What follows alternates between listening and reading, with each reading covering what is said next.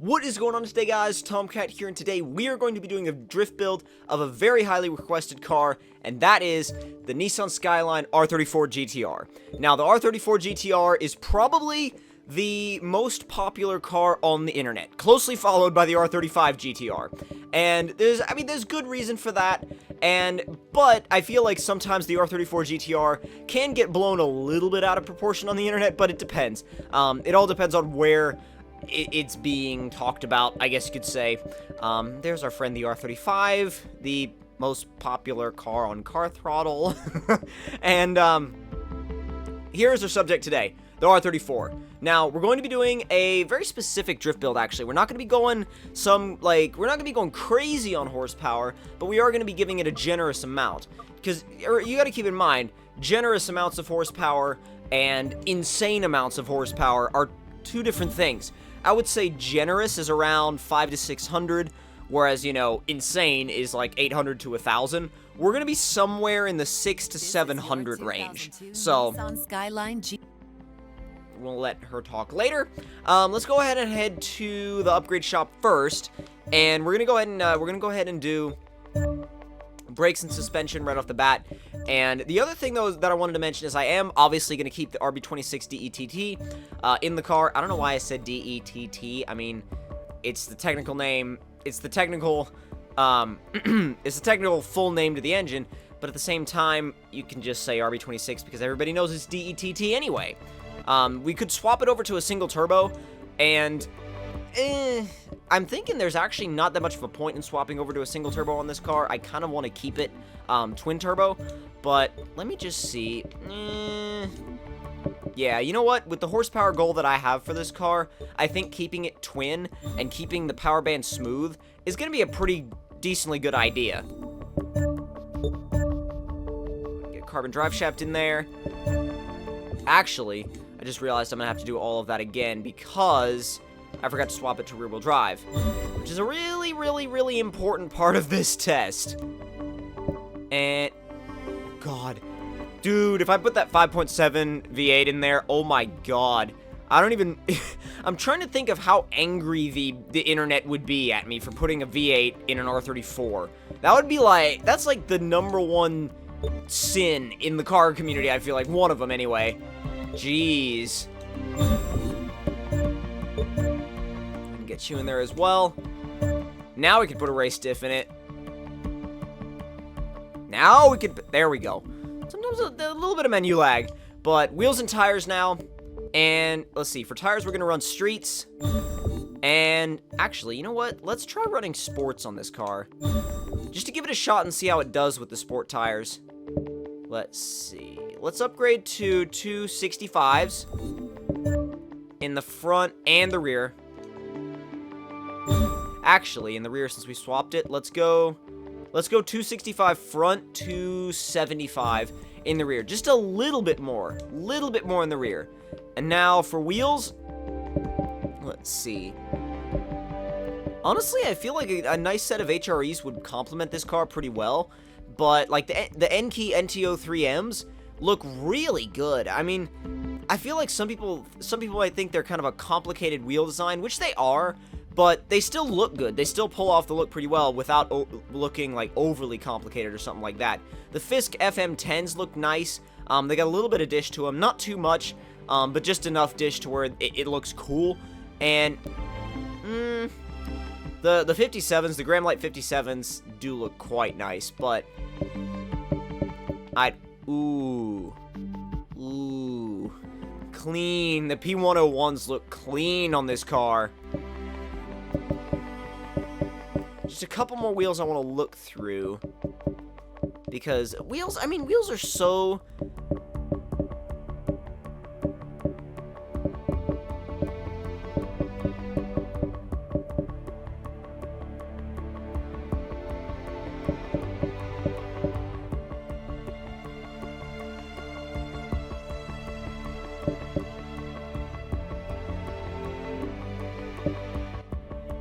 Whereas the Works CR Kais look amazing. And now we're going to go ahead and bump up the size just a little bit.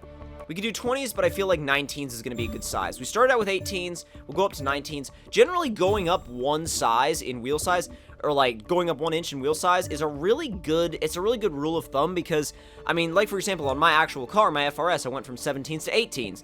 And it's not, there are a lot of people that go from 17s to 19s on those cars, and it just doesn't look as good, in my opinion. Now, let's see. The Nismo front bumper, the top secret front bumper. I actually feel like the top secret front bumper is not bad. It's not a bad option. But I still love the way the stock bumper looks. You know what? Stock bumper, actually. I'm going to go with stock bumper life.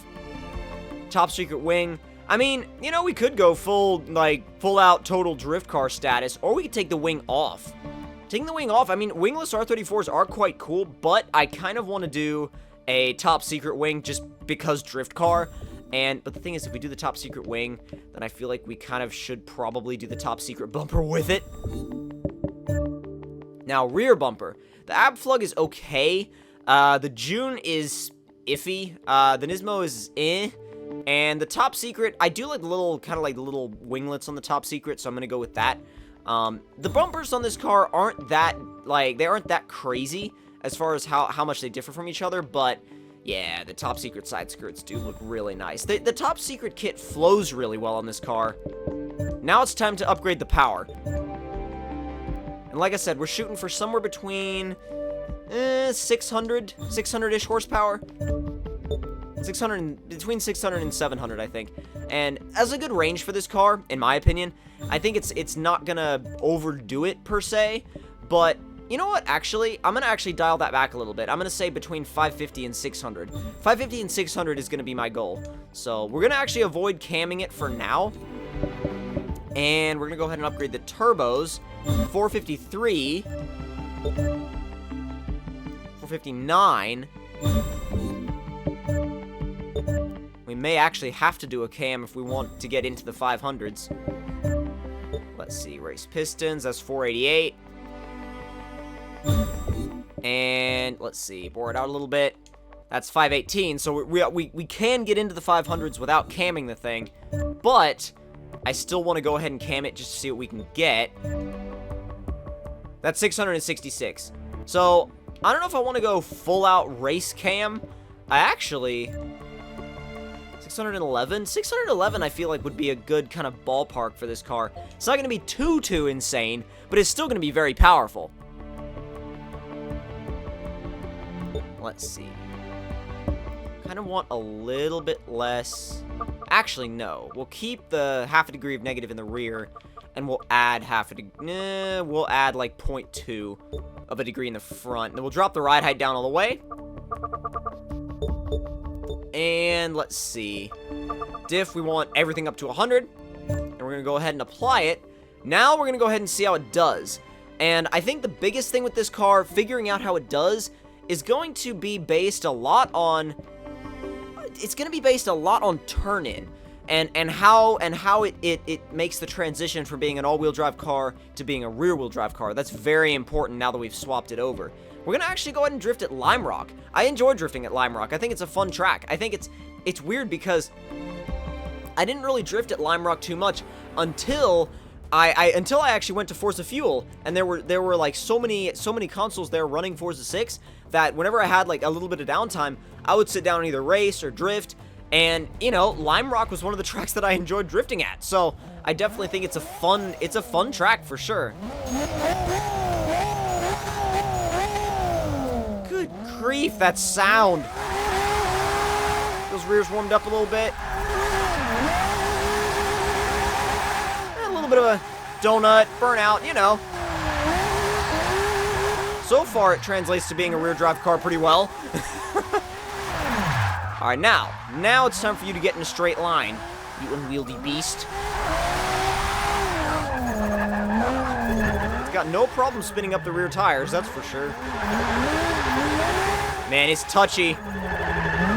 It revs really quick, though. When you combine that lightweight flywheel with the sport cam, yeah, that's... Woo! It's a twitchy throttle. It's funny because it's actually a really smooth car, but it's not a very smooth throttle. It's a very twitchy throttle, very touchy throttle. But the car itself, ow, that was a wall. But as far as the car itself goes, the car actually responds really nicely. Very progressive, very easy to drift. Not exactly insanely oversteery or anything like that. I mean, it has to be a drift car. It has to have some degree of oversteer to it, but it's not like, oh my god, I have to save it from spinning all the time. And the power, I'm actually glad we didn't upgrade it all the way, because we have so much power here at our disposal that we really don't need anymore for this particular application. I mean, even especially for a track this short. If we were drifting, maybe, you know, if we were gonna have a dedicated setup on this car for this track, I mean, I would say we could run this track easily with 100 or 200 less horsepower. But get back on the... Jeez. Wow. Get on the magnetic grass. Good grief. But anyway, I feel like you could run this track and run it well with 100 to 200 horsepower less. This amount of horsepower, I feel like, would be more for drifting something really open and really high speed like Bernese Alps, at least in this car with this tune. But at the same time, I mean, it's still very easy to slide around on a short track with this much power. I mean, obviously, I held the e-brake all the way in along that little S's section. Oh crap, oh crap. Okay, woo! Keep it on the road, or on the track, rather. Good grief, where was my initiation for that corner? Holy crap, that was, well, crap. That was, well, crap. Ooh! Oh, if we can keep that, we lost the angle, but the entry was sweet. The entry was sweet. We lost the angle, but the entry was sweet. Alright, come on then. Down to third. Let's give a nice entry. Hanging a couple tires out on the dirt on that one, but not too bad. I'm hanging out at half throttle a lot with this car. I'm not doing okay. Woo! I'm not doing a lot of full throttle inputs. I'm just kind of hanging out around half throttle, because that's really all it needs. Because once you get into boost, adding about half throttle is... Oh, first spin. Damn. Alright, get back on the track. First spin. I mean, it's gonna happen. It's gonna happen when you're testing a new drift car. It just is.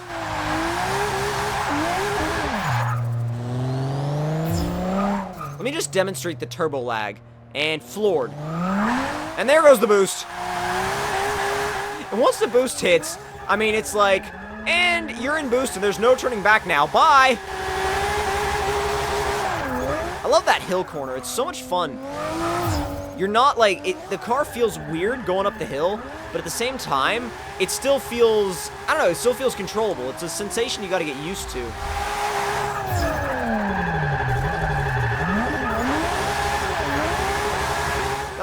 I did a little bit of a clutch kick in that corner, not too much, but it was a little bit on, like, kind of midway through the corner, just to kind of try and scavenge a bit of extra angle.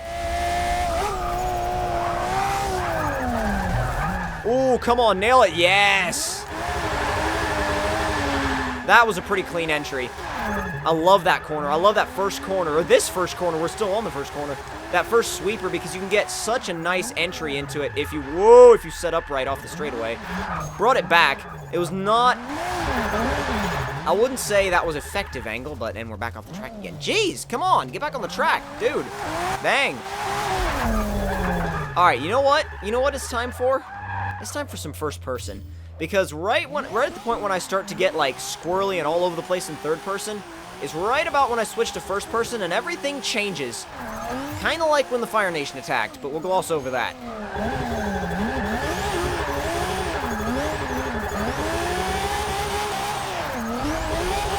And I don't know why, but I've always found myself to be a cockpit view drifter, primarily. I mean, even since, like, the days of Forza, Forza 3? Not Forza 3, they didn't have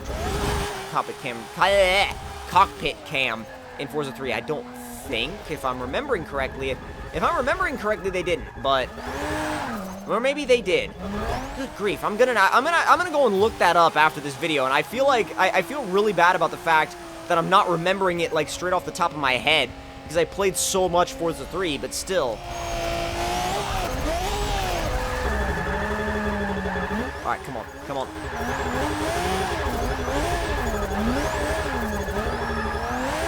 But it's weird because, like, immediately I go off the track. But it's weird because even if I do end up going off the track in first-person view, I feel more in control anyway. And I don't know why that seems to make sense to me, because it probably doesn't make sense to you, because it feels like, it's like if you can see your car, like the general argument is, if you can see your car from behind, if you can see the exact angle you're pulling, then you're going to automatically have more control of it. It stands to reason, right?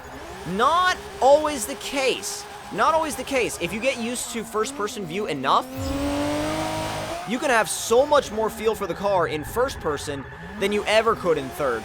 And now, I feel like I know that there's people that have always primarily drifted in third person, and, you know, they never want to switch. They're horrible in first person. They've always played in third, and they never want to switch, and that's perfectly fine. I know some people that are like that, but you know what? I'm actually going to go ahead and switch back to third real quick, because I feel like I can do both okay, but if I'm going to go for scoring, generally I'm going to use first person.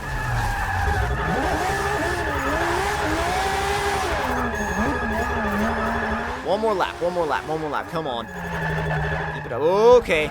There, there you go. I do like that transition section. It's not, like, it's hard to get it totally smooth, but when you do get it smooth, it's good to go. I mean, it's pretty sweet. Okay, okay. That was one of... To quote Jeremy Clarkson, in a moment like that, some poos come out.